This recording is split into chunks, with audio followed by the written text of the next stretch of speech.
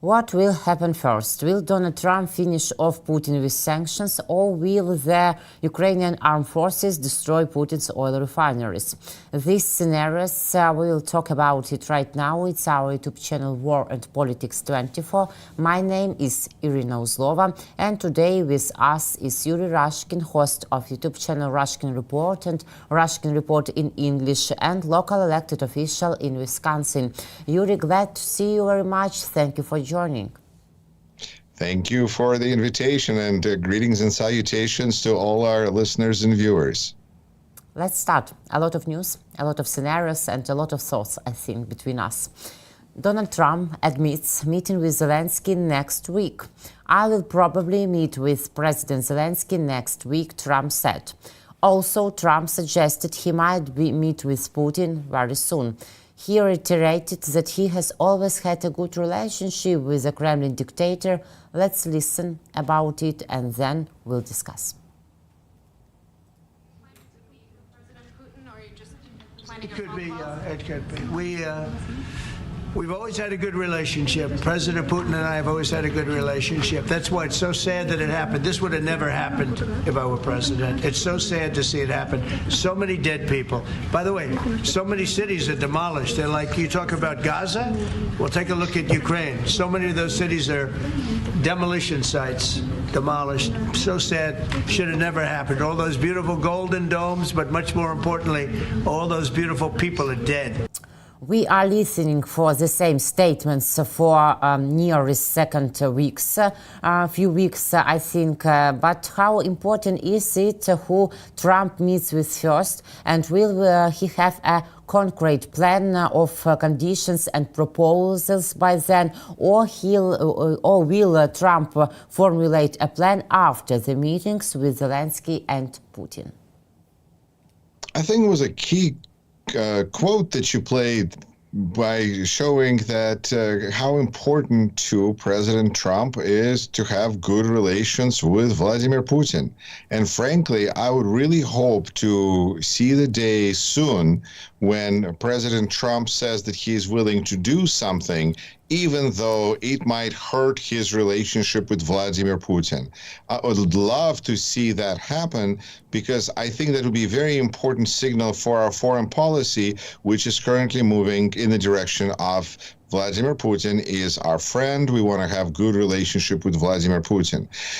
Perhaps President Trump is surprised because it is actually Ukraine that is more interested in making a deal than Russia.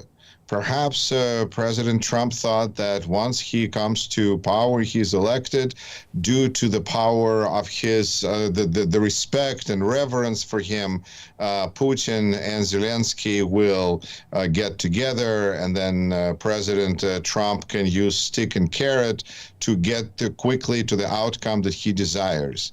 Well, and it turned out that Ukraine, which on prior, was the one speaking about how it's willing to fight forever and ever for to reach its restore its boundaries, all of a sudden apparently is willing to come to the table and sit and talk, and it is Russia which is not interested in coming to terms and peace.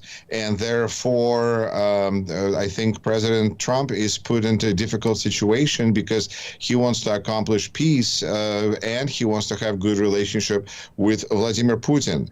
I think it's going to be, as a way to accomplish that would be to meet with Vladimir Putin. And I think that President Zelenskyy here kind of is a stepping stone, really, to Kremlin, which I think is really the more desired place where President Trump would like to be, or at least to meet with the Vladimir Putin.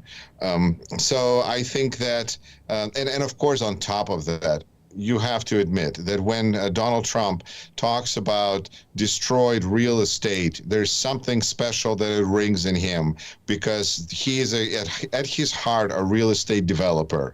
And when cities are destroyed and when buildings are destroyed, it's a terrible thing, even though he still remembers to say, and thank goodness for that it's not just about the building, it's about the beautiful people who are now dead, which is true. And many more who will be be dead if Russia controls more of Ukraine or Russia controls Ukraine. There will be more people dead. So I think if we're concerned about people dying, we should help Ukraine, but that's maybe is a different story. So I think that the meeting is perhaps step in the right direction, but I'm afraid that there will be a lot of dancing and footwork without much result. And what we need is we need the United States to show that on one way or another, we're willing to continue to militarily support Ukraine now. And if that's going to happen, then everything else is cherry on this cake. But so far, we seem to have cherry but no cake. But Keith Kellogg has said that Donald Trump is ready to double sanctions against Russia. Do you believe in such a scenario, and under what conditions should it happen? What will Trump's peace tactics be? Maybe not very peaceful for Putin or not? Look, I think that sanctions are great, but they're not the solution, as we know from years and years of different presidents, Democratic presidents, applying sanctions to Russia.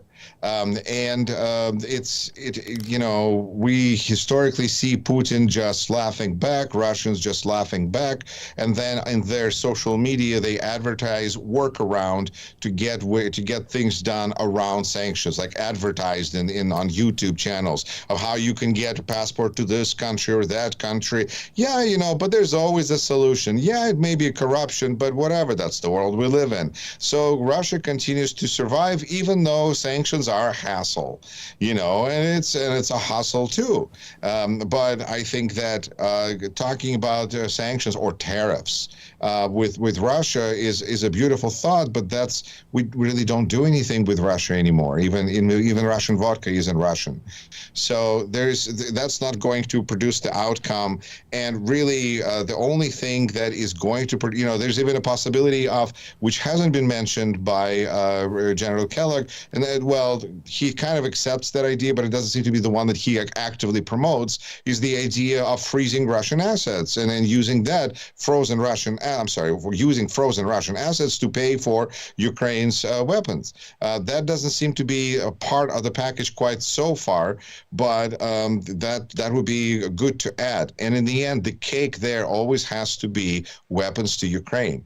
If General Kellogg, retired, is willing to fundamentally base this on the assumption that we have to make sure that Ukraine is there to negotiate, that Ukraine is able to be at the negotiation table because it has enough weapons now, we're going to have a difficult time otherwise. Ultimately, I have to say that it doesn't bode well for the importance of this project to Donald Trump to have had General Kellogg, with all due respect, being the person put in charge of this war in the middle of Europe. So there's probably could have been different people if, like during his first cadence, Donald Trump kept saying whenever there was some project that needed to be fixed, that Jared will take care of it. That Jared Kushner was the catch-it-all guy on comedy shows. People were making jokes about, wow, he's responsible for everything. What a guy.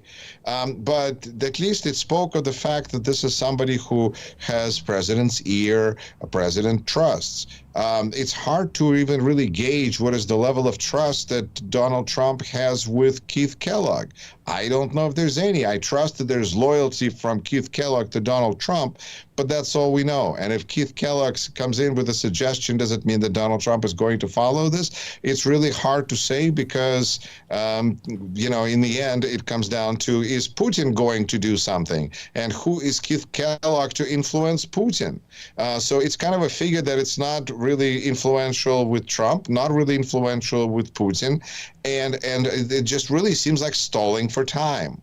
And that is what worries, I think it would worries everybody who is concerned about future of Ukraine and Ukraine winning and being in a winning position at this negotiation table, and for the United States, for crying out loud, to project strength. But Keith Kellogg is hawk, and we know it, and Putin knows it. Maybe he has influence on Putin.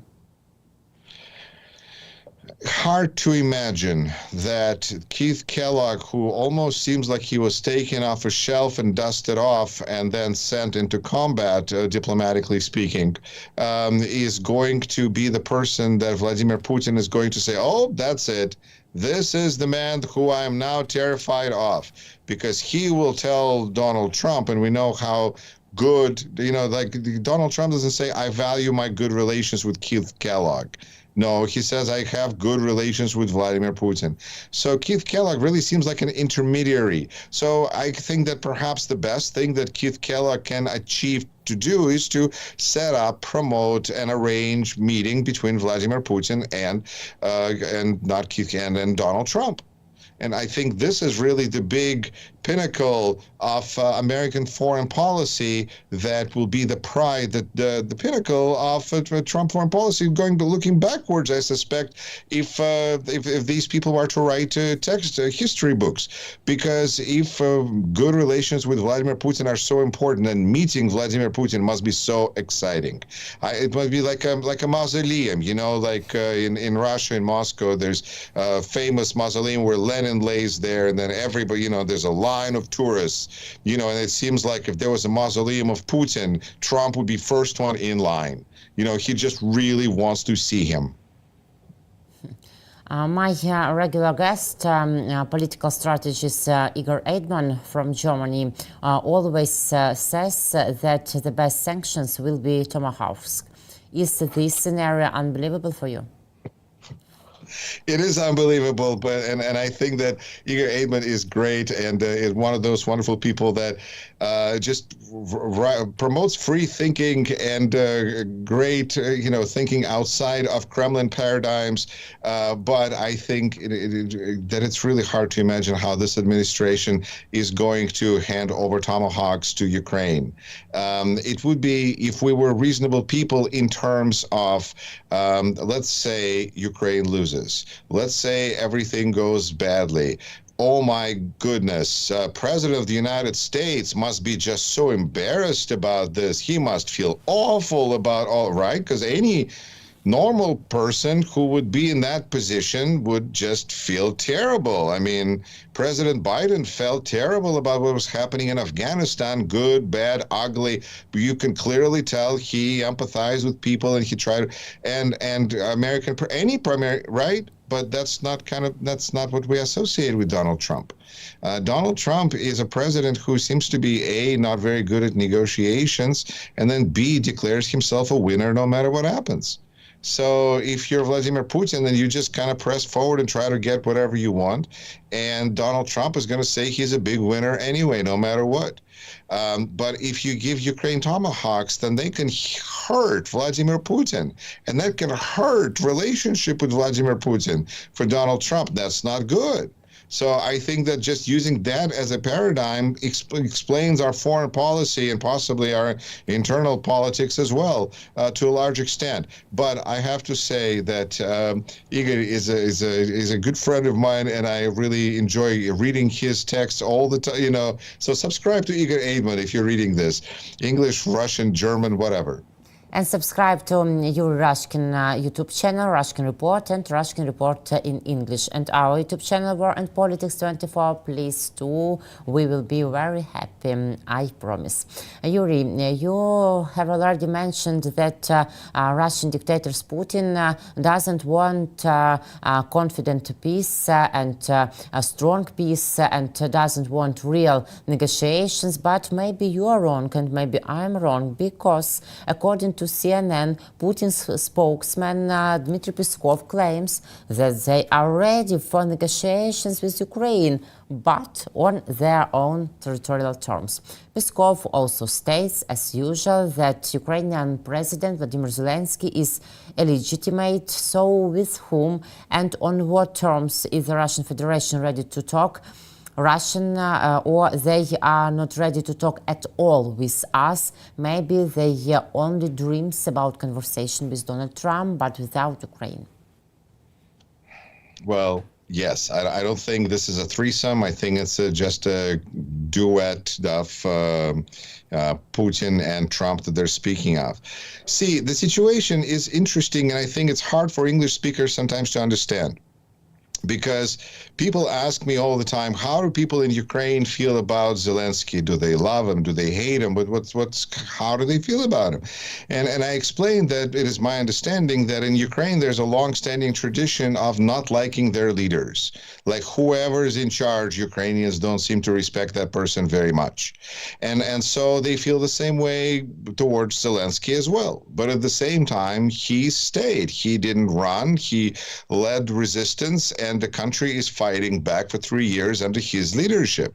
So I think that there's that. There's another piece to this, which is that Ukraine can't have elections while it is at war. It doesn't work. The country can't have, for multiple reasons, it wouldn't work. So in order for elections to take place, and by the way, those elections, what is the purpose of them? Likely to put somebody who is more friendly to Putin in charge of Ukraine. That would be why Russia is so concerned, because it's trying to have somebody else that it can talk to, not Zelenskyy, because that didn't work out so well. So maybe they want to talk to somebody else, right? But for that, there has to be a ceasefire. There has to be ending of war enough so that there can be elections. And I think that is the balance that on one hand Putin might strike, but at the same time, if things are going very well for him because Ukraine is not getting weapons, then he might just continue pushing forward because he's got kind of bunch of good options. He might sit at a negotiation table. He might go at the front. He might look at the Washington department and see what's happening and evaluate his options and proceed forward. And Ukraine has to at the same time resist all of it and deal with Russian propaganda and disinformation that is going on several fronts, including such as, oh, we would like to have negotiations, but with a different president. Really, who is the legitimate president? They call Zelenskyy illegitimate. Clearly, Putin is the one who's having concerns about his legitimacy, because who was not elected? Who was, it's not Zelenskyy. This is Putin's problem that he's just projecting on somebody else. And because really it makes no sense to make deals with Putin because he always breaks them. So what a perfect pair. You have person who always breaks deals and you have person who can't make deals. Amazing. I mean, this is not Zelenskyy. This is a comment towards, our situation in Washington, D.C. Really, you are quite right, because for all 25 years of his dictator's regime, no once and anybody had voted to Putin, because all the elections is only like fake and nothing else. So we understand that Putin is not legitimate, but they use such statements like a mirror, talking about themselves, really. We understand it, but maybe there's an interesting side note to this, because you're right, Russian elections are not reliable and basically fake, but at the same time Russian people do appear to support Putin. And I think that has to be acknowledged as well, because when we say that this is all Putin's war, well, it's not him out there literally killing Ukrainians. This is, this is the war that belongs to Russian people and is part of, Russian. It's going to be on Russian conscience forever, not just Putin. This is a bigger problem. Maybe, do you believe, Yuri, that there are some people near Russian dictator Putin, maybe some businessmen, maybe some politicians that are very tired because of Putin's war, and they want to maybe change him or kill him, or talk with Ukrainian authority about real peace and negotiations? I'm sure there's lots of people around Putin who really can't stand, would love it if he would disappear. And boy, are they just terrified that somebody will find out, because it's deadly, because this is KGB we're talking about. So it's easier for me to discuss security situation in the United States than it is for me to make guesses about what likely to happen to Putin. But it seems like he's in pretty good shape right now. That doesn't guarantee anything ever because Russia is a very unpredictable place that way, and who knows what will happen tomorrow. But I would imagine that his opposition within the country should feel kind of even more defeated because he's stuck to his proverbial and literal guns. I mean, Putin. And look, he said he was going to wait, and he indicated that he was going to wait until elections in the United States. The elections occurred. The outcome is clearly favoring him because now the United States switched from being an ally of Ukraine to being a referee between two warring parties. So who would support, overthrowing Putin? Of course, if the war stops, then Russian economy may collapse. And that would be bad for Putin. And that might be a reason why, in the end, whatever he says about negotiations, if we take the presumption that Putin is that his economy will collapse because it is a war economy and he can't really stop. There's not like a elasticity there. An elastic problem apparently there's a term now about supply and demand. That Putin has to continue war, therefore he can't really finish and be real about negotiations, and therefore this is all for naught. What do you expect from the visit of Keith Kellogg and J.D. Vance to the Munich Security Conference? A lot of talking, a lot of hot air, a lot of possibly fist waving, a lot of saying how amazing President Trump is. In a way, I have to say that, well, I mean, it's true, they're going to say it. But you have to, kind of following what I was saying today is that Keith Kellogg is not a particularly heavyweight in American politics. J.D. Vance without Donald Trump is, a door handle without a door. He's a vice president of the United States. But since the election, since the inauguration, we hear Donald Trump and we hear Elon Musk. We don't really hear J.D. Vance. So taking J.D. Vance and sending him to Munich with Keith Kellogg, I'd rather see Jared. Maybe Jared Kushner would be a bit more, heavyweight than these two individuals who do, as far as I'm concerned, do not project strength of America on the international stage. Maybe ignorance and posturing. So hopefully it's going to be taken the right way. But considering that we are currently, as the United States, as a country, are in the process of realigning who our allies are and who our enemies are, I think a Munich Security Conference is a nice way to show that America has now no leverage, no strength, projects weakness, and sends vice president and retired general to this conference. Not good. But the key message of the Munich Security Conference is peace through strength. Who should demonstrate this strength? The US, Europe, or both?